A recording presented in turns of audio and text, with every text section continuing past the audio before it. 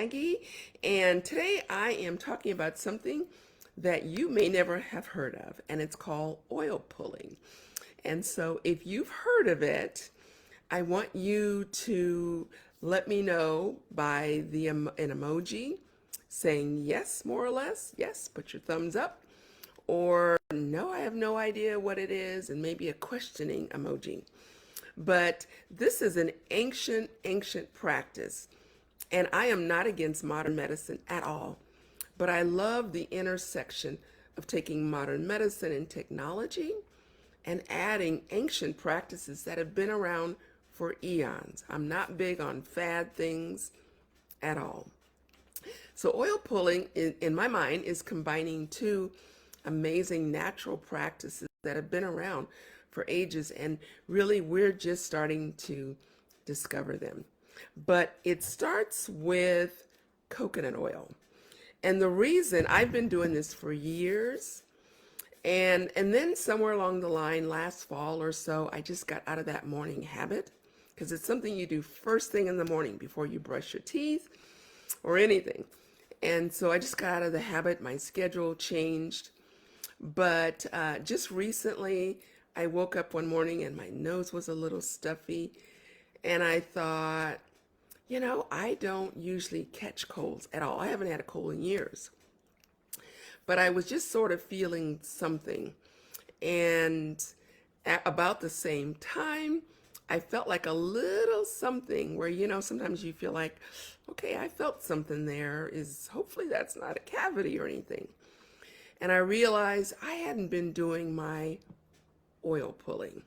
And let me share, because really just a matter of a few days in a row of doing it, along with adding some drops of an essential oil, all of that went away. I don't feel anything at all. And the nose, the sneezing, all of that stopped.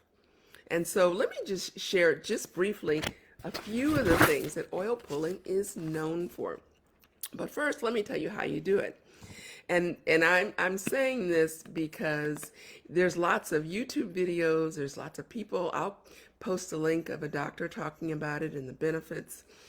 But it does seem a little bit weird at first because literally you are taking a jar, and I recommend organic coconut oil. This one is refined, so you're not going to have that coconut taste, because as much as I talk about coconut oil, I actually don't like coconuts. But I do use the oil a lot on my skin and my cooking, but I do like the refined because I don't want the taste. If you don't mind the taste, you can use the unrefined. But either way, it works. So you take a spoonful, put it in your mouth. It's hard when you put it in, but it will soften obviously quickly. And then I carefully drop a couple drops of essential oil. Now, what I did the last time is I used oregano oil. It's considered a hot oil. And I'm going to do a video about oils soon, but it's often compared to an antibiotic. So you never want to use it for an extended period of time. So after about a week, if you're using this, then you need to stop and take a break. The good thing is with oregano, it is powerful, but it is strong, and it acts like an antibiotic in a way. So, but all of your herbs are amazing. And this is just such a strong, potent. So I carefully put it in because if you get a little bit on your lip or your tongue, you're going to feel it.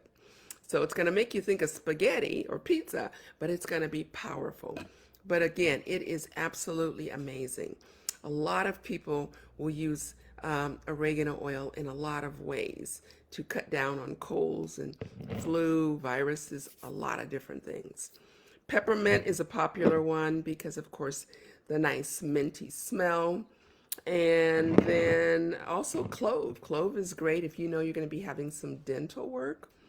Taking a little bit and clove, a drop, and some oils, and swishing it around before and after is great.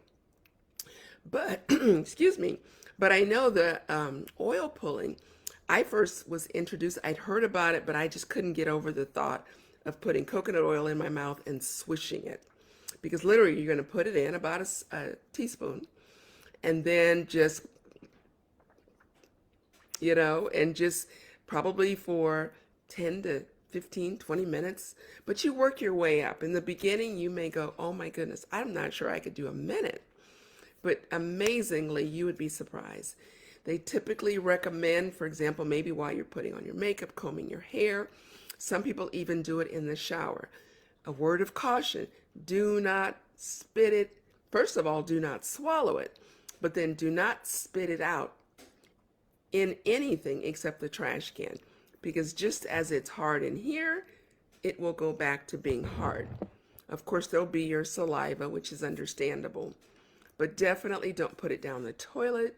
If you're doing it in the shower, do not spit it in the shower.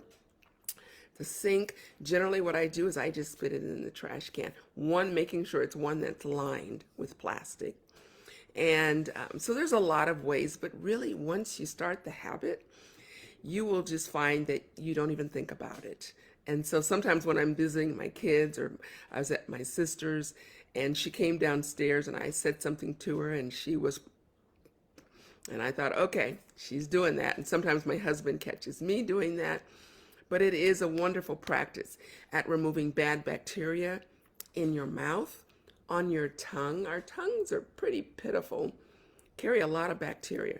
There's good bacteria, and that's why it's good to do something like oregano oil, because it's not just going in like a regular antibiotic and just boom, getting rid of all of the bacteria. The other thing is, I had receding gums. That's where I first started reading about it. And bleeding gums. I'd floss and I was doing all these things. And then I was introduced to oil pulling. I don't have bleeding gums. I don't have receding gums anymore. A lot of people say it whitens teeth. I feel like it has, but that's not anything anybody can really prove. A lot of even dentists say it can help with the start of a cavity where it's but now a full-blown cavity, it will not. But I'm sure there's doctors who would say it doesn't. But a lot do say that it does. It can totally reverse that. Again, because a lot of really what causes the cavity is that bacteria, that extra bacteria in the mouth. Can help with removing and reducing the amount of toxins in our mouths. So again, just something to consider. It will feel funny at first, but then pretty soon you would be amazed. Just keep at it.